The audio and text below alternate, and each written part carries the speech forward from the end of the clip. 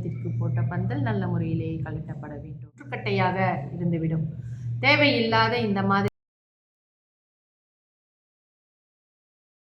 அனைவருக்கும் என் இனிய காலை வணக்கங்கள். நம்ம வீட்டில் திருமணம் நடந்தால் நம்ம இந்த பந்தல் காலை பிரிக்கும் பொழுது மறக்காம பொங்கல் வைத்து சாமி கும்பிட்ட பிறகுதான் அந்த பந்தல் காலை பிரிக்க வேண்டும் என்று சொல்லுவார்கள். அது இப்போ நம்ம யாரும் ரொம்ப செய்யறதில்லை. ஆனால் இதை கவனத்தில் கொள்ளுங்கள். அது ஒரு முக்கியமான விஷயம். நல்ல காரியத்திற்கு போட்ட பந்தல் நல்ல முறையிலே கழட்டப்பட வேண்டும். தொடர்ந்து நம்மளுடைய பஞ்சாங்கத்தில் இணைந்திருப்போம்.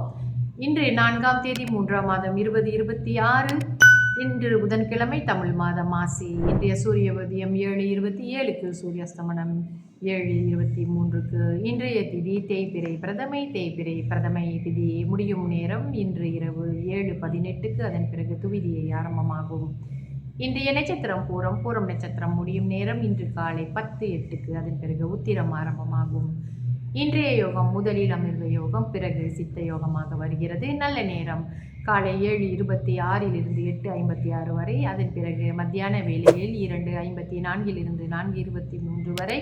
இரவு வேளையில் 8:22 9:21 வரை. ராகு கால நேரம் மதியம் 1:24 2:54 வரை. யமகண்ட நேரம் 8:56 10:26 வரை. கூலிகன் காலை 11:55 மதியம் 1:24 வரை. சந்திராஸ்தம ராசி இன்று மகர ராசி அன்பர்களுக்கு சந்திராஸ்தமம். இவர்களுக்கு இன்று மாலை 4:15க்கு சந்திராஸ்தமம் முடிவடைந்து அதே வேளையில் கும்பராசி அன்பர்களுக்கு சந்திராஸ்தமம் ஆரம்பமாகும்.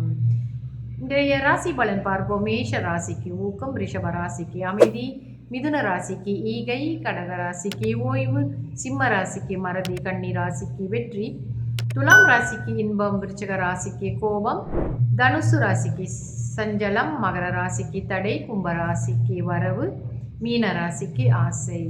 இன்றைய ஒரு சின்ன விஷயம் பகிர்ந்துக்கிறேன்.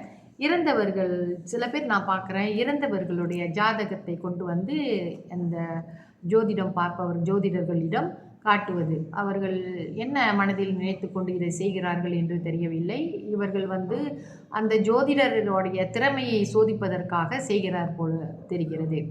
இந்த மாதிரி செய்வது ஒரு சாதாரணமாகவோ இல்லை அந்த ஜோதிடரை நீங்கள் எள்ளி நகையாடுவதற்கோ அல்லது அவமானப்படுத்துவதற்காக நீங்கள் செய்கிறீர்கள் என்றால் அது உங்களுக்கே நல்லதல்ல.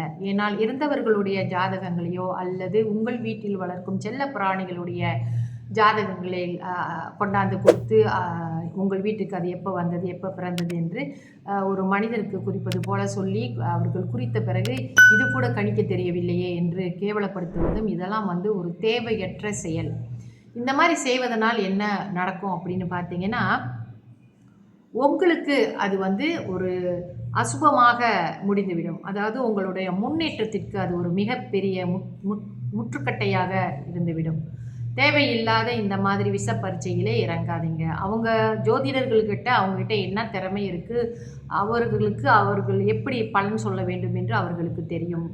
உங்களுக்கு நல்ல நேரம் நடக்குது என்றால் நீங்கள் நிச்சயமாக ஒரு ஜோதிடரை அணுகும்போது அவர் உங்களுக்கு சிறப்பாகத்தான் செய்வார். ஆனால் நான் இங்கே என்ன சொல்ல விரும்புகிறேன் என்றால், தயவு செய்து இந்த பரீட்சிப்பது ஜோதிடர்களை சென்று எல்லாமிடமும் நீங்கள் நினைப்பது போல் விளையாட்டல்ல. அவர்களுக்குள்ளும் தெய்வம் இருக்கும். அவர்களுக்குள்ளும் சில தெய்வங்களை அவர்கள் தன் வசப்படுத்தி வைத்திருப்பார்கள். தேவையில்லாத வேலையில் ஈடுபட்டு உங்களுடைய அதிர்ஷ்டங்களை இழந்து விடாதீர்கள். அதெல்லாம் நல்லதுக்கு இல்லை. ஸோ இது நிறைய இப்போ நடக்குது. அது ஒரு கிண்டல் கேலியாக செய்து கொண்டு வருகிறார்கள். அது உங்களுக்கே ஒரு வேதனையை கொடுத்துவிடும் என்பதை நான் இங்கே தெரிவித்துக் கொள்கிறேன். தொடர்ந்து என்னுடைய பதிவுகளை இணைந்திருங்கள். நன்றி, வணக்கம்.